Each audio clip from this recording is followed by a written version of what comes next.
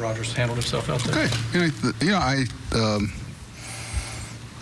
No, I was telling him, I was reminding him what time the game starts and everything. So I'll be here early. I said, you really don't need to.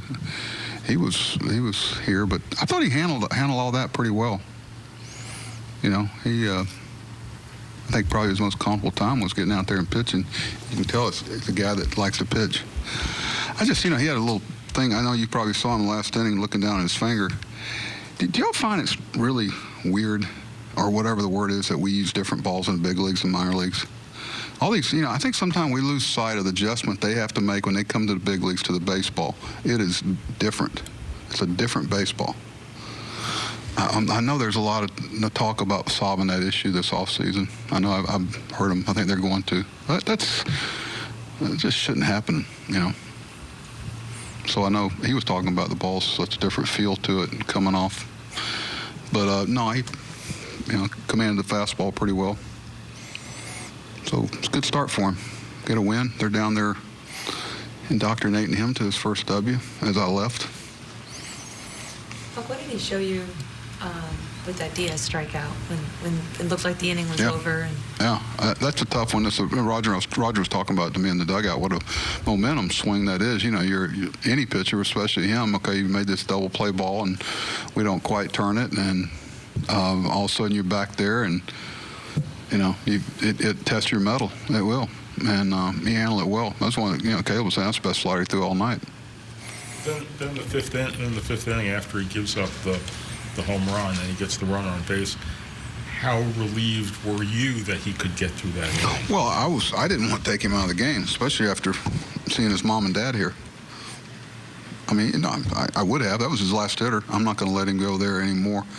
I told you where the innings were with him, and it's something I had planned to come in the game to take him to 5, maybe start to 6 tops, but we were a little, and we weren't really good in the bullpen for length. But no, I don't know if relieve's the word. I was just happy for him, proud, because I know how much that meant to him.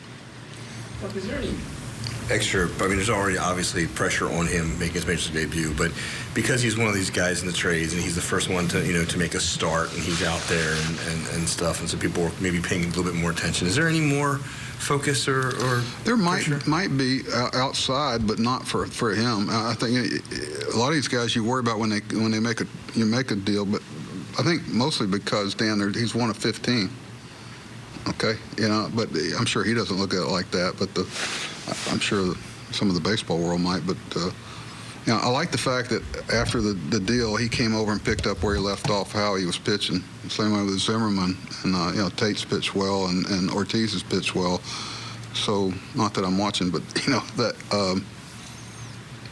they've all, the pitchers especially, presented themselves well. And I know there's one player that when he came over, I knew that he was going to have a little adjustment period. All of a sudden you're with one club your whole life and you're young, and all of a sudden you come over and there's a new ballpark, new teammates, new coaches, managers, and there's a period where you got to give him some slack to adjust it. But Josh just kind of picked up where he left off, and that's one of the benefits from coming from a real solid college baseball program. He's pitched in a lot of big games and regionals and stuff with big crowds. What were some of the biggest adjustments you made against Pinot?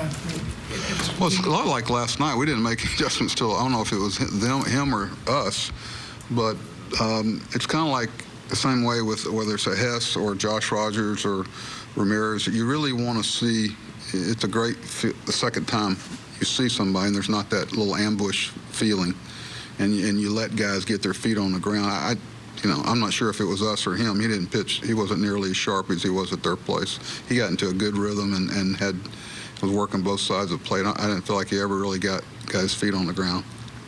How big in your mind is the correlation between the low amount of strikeouts the last 2 days that you guys have had at the plate versus all this production? I'm keeping up with them too in the dugout. I think we didn't have our first till about the 6th. Yeah, of course there is. It's something that we're trying to, we talk a lot about, and especially as we go forward.